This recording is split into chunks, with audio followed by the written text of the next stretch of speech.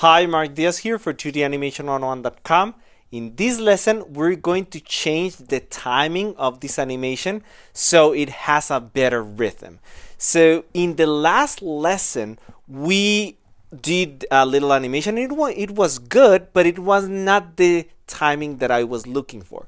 So right now, we're going to refine it.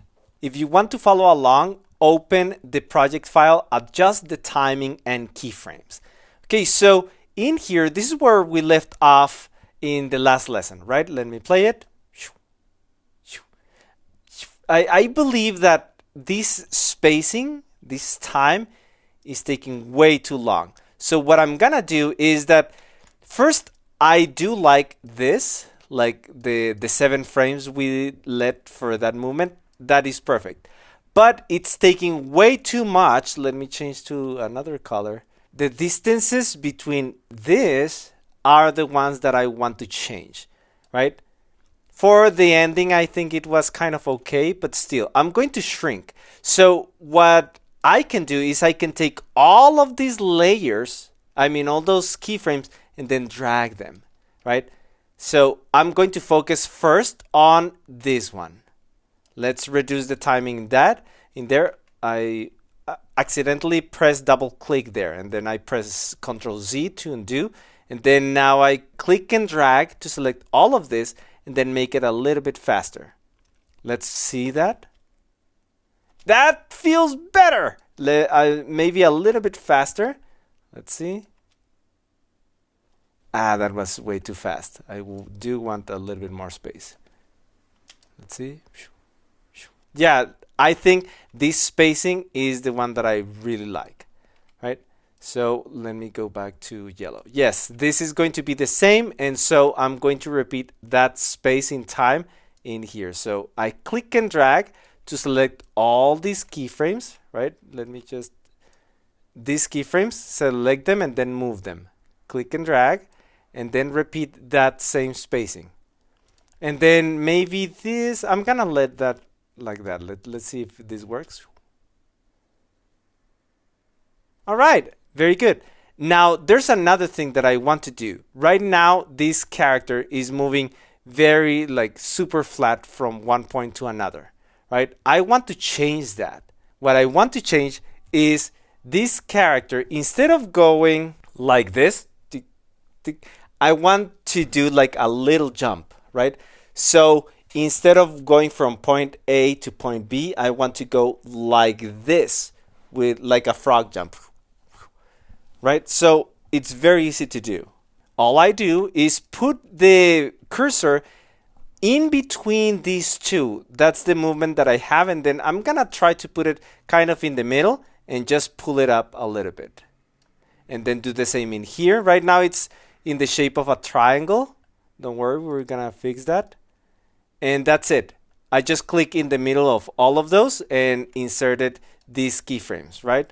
Which are these ones, going up a little bit up, right?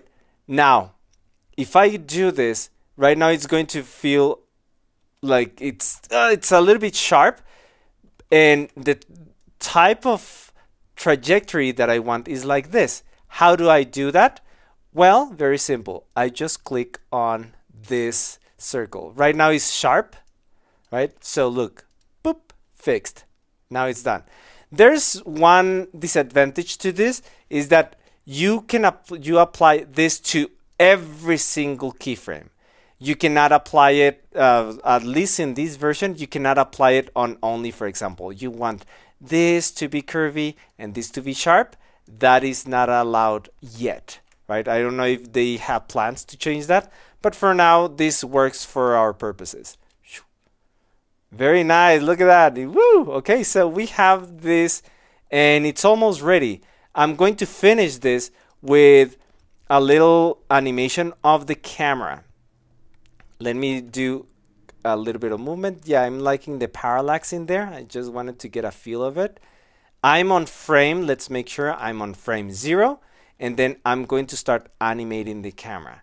Before I start, I want to show whatever I do in the camera, show it in the timeline. That's very important for me. And also, I want to end the animation. So let's go one by one. I'm first going to change the duration of the animation and then show the camera and then animate the camera. Let me play it to see when I want this to end. Play. I think that's enough. I press stop instead of play. There it is. Okay, so frame 93, maybe a little bit more. Frame 106. So I click here. Again, let me go slower. I click on the settings, right? Settings, and then just pick whatever number I have here. I input it in there for the end frame, which is 106. Enter. Very good. Now, if I play it, I'm going to activate the loop function right here. I activate it and then play. All right, yeah, really nice. So let's go now to showing the camera. Oh, wait, I was going to click here, but first I want to show it in the timeline. So let me go here to this little corner and then select project, right? So you click and then project and then camera. Now I'm ready to start animating. I'm going to click on this camera. I'm on frame 0 and then click this camera. Very good. And then I now position the camera a little bit like this. Maybe starting from here and then go to the end and then move the camera a little bit. Maybe zoom in a tiny bit. Let's play it now. I think it's very little movement.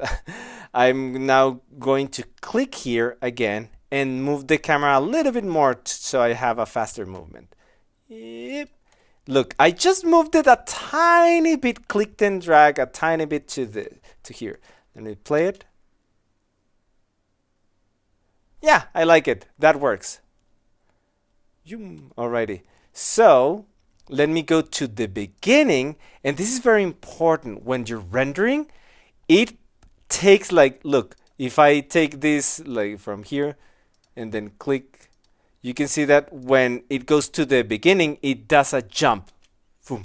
Did you see that movement? Like, instead of starting like this, it did a weird movement with the springs, right? To avoid that, that could happen with you when you render. If I start rendering from here, let's do an experiment.